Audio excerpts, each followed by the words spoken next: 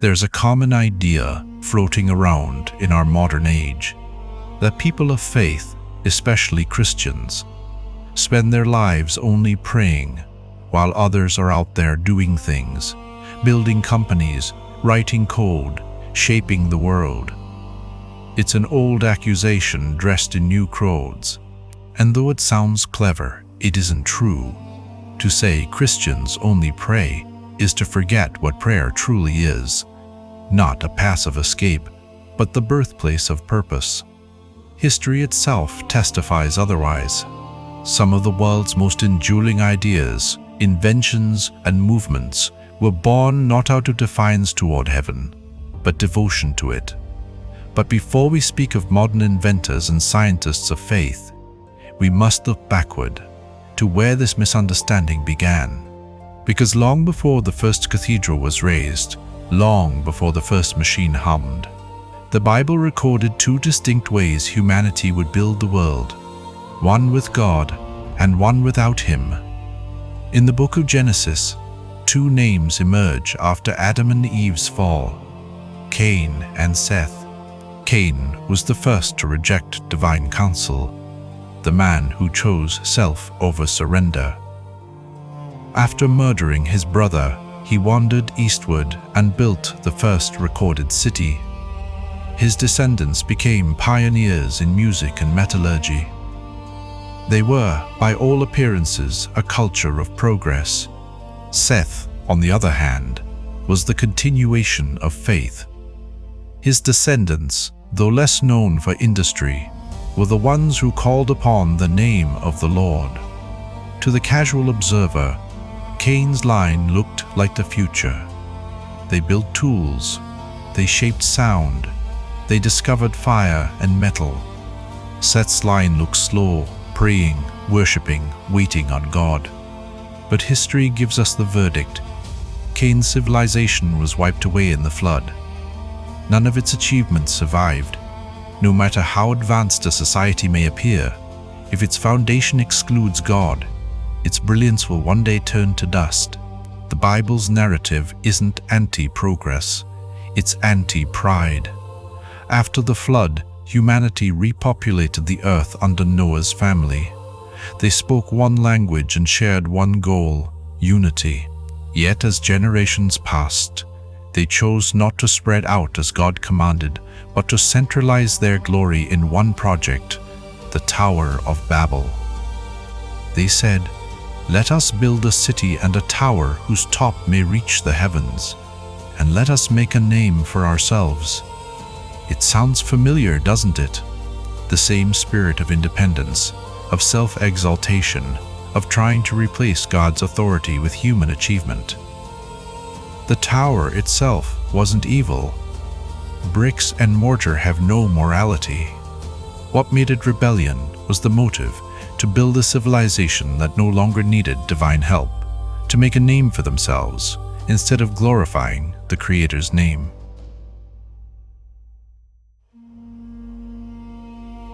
Their leader, Nimrod, whose name literally means rebel, became a symbol of humanity's defiance. Ancient Sumerian legends identify him with Gilgamesh, a semi-divine king who sought immortality and challenged heaven itself. Babel wasn't just a building, it was a world view. And when God confused their language, scattering them across the earth, He wasn't merely punishing them, He was protecting them. Because unrestrained pride leads to destruction faster than any flood. Centuries later, we're still building towers. Ours just look different. They're towers of technology, towers of intellect, towers of wealth and influence. We build with steel instead of clay, but the spirit is the same. Let us make a name for ourselves. Our ziggurats reach into orbit. Our altars glow in blue light. We've traded the bricks of Shinar for the code of silicon, and yet we still chase the same illusion that human progress can exist independently of divine purpose. Modern society prizes the self-made man. It celebrates reason, innovation, and achievement, all good things in themselves, but often cuts off the very root that nourished them, the belief in a creator. The irony is that some of the greatest scientific minds in history saw no conflict between faith and discovery. In fact, for them, science was a way to worship. Isaac Newton, one of the greatest physicists who ever lived, once wrote, "This most beautiful system of sun, planets, and comets could only proceed from the counsel and dominion of an intelligent and powerful being." He didn't see his discoveries as challenges to God's existence. He saw them as proof of his wisdom. Johannes Kepler, the German astronomer who charted the laws of planetary motion, described his work as thinking God's thoughts after him. For Kepler, the study of the heavens was a sacred act, reading the geometry of divine design. Blaise Pascal, mathematician and philosopher, helped invent the mechanical calculator and developed modern probability theory. Yet his writings pulse with a deep, searching faith. "The heart," he said, "has its reasons which reason does not know." Michael Faraday, the pioneer of electromagnetism, taught Sunday school for 4 decades. He said, "Nothing is too wonderful to be true if it be consistent with the laws of God." Even in our own time, Francis Collins, the geneticist who led the Human Genome Project, declared, "Science is not threatened by God, it is enhanced by Him." The record is clear. Faith has never been the enemy of discovery. Faith gave birth to discovery by instilling in human hearts the conviction that the universe was designed with order, reason, and meaning. Without that conviction, science itself would have no foundation. So when critics say Christians only pray, they reveal that they have misunderstood prayer. Prayer is not passivity, it's partnership. It's what happens before the foundation stone is laid, where the blueprint is received from the architect himself. The world builds from pride, faith builds from purpose. Consider the Wright brothers, sons of a preacher, dreamers who prayed before flight. Their invention was not an act of rebellion, but of revelation. They didn't fly to escape God's world. They flew to explore it. The same spirit moved abolitionists like William Wilberforce, who ended the slave trade not through slogans, but through endurance fueled by prayer. It drove Florence Nightingale to pioneer modern nursing. It guided Martin Luther King Jr. as he stood for justice through nonviolence and faith. These men and women didn't choose between faith and action. They prayed and built.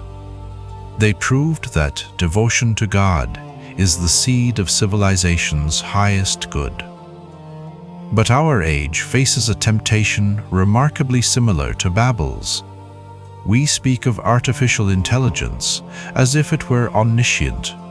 We look to genetic engineering for immortality. We treat technology as salvation. We are reaching again toward the heavens, not to glorify God, but to dethrone Him. We say it's about progress, but deep down, we still want to make a name for ourselves. And God, in His mercy, sometimes allows our towers to tremble. Economic systems collapse. Digital empires crumble. Ideologies turn on themselves.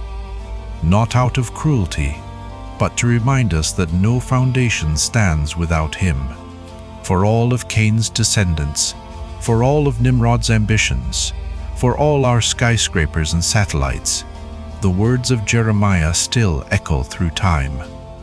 Cursed be the man that trusteth in man, and maketh flesh his arm, and whose heart departeth from the Lord. But the same prophet also described another kind of person, the one who trusts in the Lord. He shall be like a tree planted by the waters, whose leaf shall not wither. That is the kind of builder God honors, the one who draws strength from the unseen river of faith. Such people may appear slow to the world, kneeling in prayer while others rush ahead. But when the storms come, it's their foundations that stand. Their work is not washed away. Their legacy endures. Because prayer is not inactivity, it is alignment. And the person aligned with the eternal will outlasts the monuments of the temporal. So the lie ends here. Christians do not only pray, they build hospitals, schools, shelters, inventions, and movements that outlive empires. They create art that endures when propaganda fades. They raise families and communities in faith and courage. And yes, they pray. But prayer is not escape from the world. It's how heaven's blueprint enters the world. The Tower of Babel fell because it was built against God. The kingdom of God rises because it's built with Him. Every generation must choose what kind of tower it will build. Will it be Babel, high, proud, and hollow? Or will it be the temple of living stones that the Apostle Peter described, each believer a dwelling of divine light? When the storms of history pass, one truth will remain. The towers of men crumble, but the works of faith stand forever.